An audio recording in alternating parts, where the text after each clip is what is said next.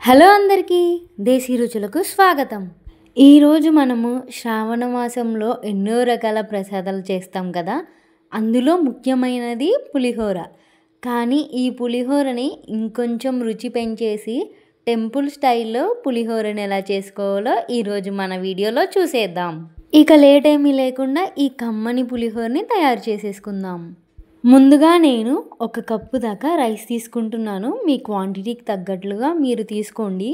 ఇప్పుడు ఈ రైస్లో ఉన్న స్టార్చ్ అంతా పోయేలాగా ఒక 2 నుంచి 3 సార్లు రైస్ని చక్కగా వాష్ చేసుకోవాలి. అలా వాష్ చేసుకున్న రైస్లో మనము 1 కప్పుకి 2 కప్పుల దాకా వాటర్ని వేసుకోవాలి. ఒకవేళ పాత బియ్యం అయితే 1/4 కప్పు ఎక్స్ట్రాగా వేసుకోండి.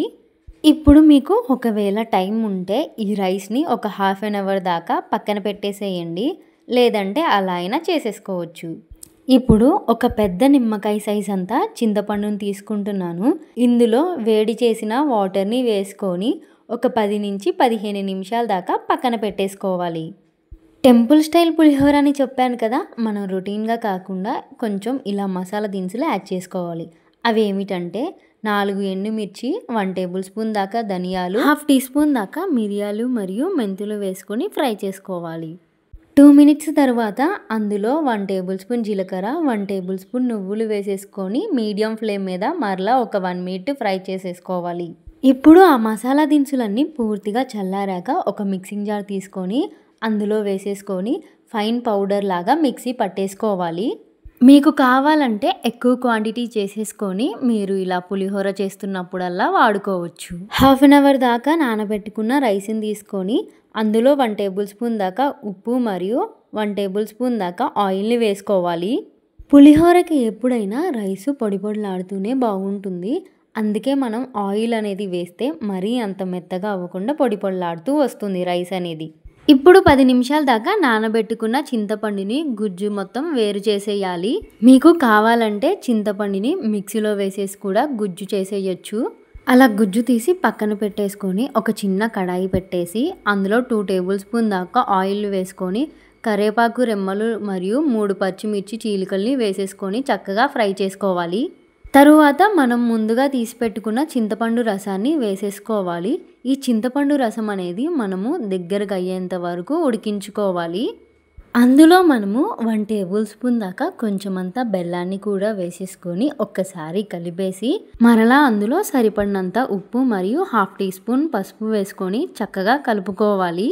సాల్ట్ రైస్లో ఎక్కువగా వేస్తే ఇప్పుడు స్కిప్ చేసేయండి. మరలా ఒక 5 మినిట్స్ ఉడికించుకొని చింతపండు గుజ్జు దగ్గరకు అయ్యాక పక్కన పెట్టేసుకోవడమే.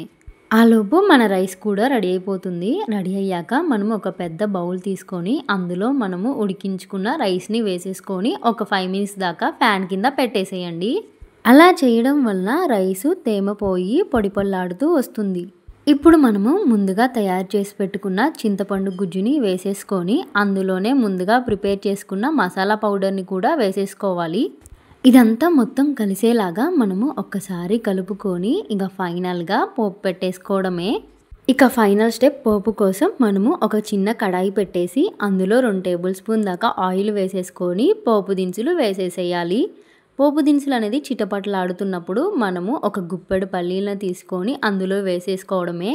పోపు పెట్టడం అంటేనే మెయిన్ ఇంగ్రీడియంట్ ఇంగువ. మరి ఆ ఇంగువని మర్చిపోతే ఎలా? అందుకే కొంచెం అంత ఇంగువ వేసేసుకొని ఒక 4 ఎండుమిర్చిని కూడా వేసేసుకొని ఒక 2 మినిట్స్ ఫ్రై చేసుకోవాలి.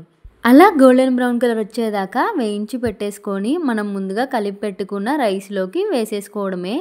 మనకి అసలైన పులిహోర టేస్ట్ ఎప్పుడు తెలుస్తుందంటే ఆ పోపు దినుసులు అనేది మంచిగా వేగినప్పుడే తింటున్నప్పుడు పంటి కింద టేస్టీగా ఉంటాయి. అలా ఒక్కసారి పోపును కూడా కలిపేసుకుంటే ఎంతో టేస్టీగా మరియు కమ్మగా ఉండే టెంపుల్ స్టైల్లో పులిహోర అనేది రెడీ అయిపోతుంది. నేను చేసిన ఈ పులిహోర మీకు నచ్చితే లైక్ చేసి సబ్స్క్రైబ్ చేసి నన్ను సపోర్ట్ చేసేయండి.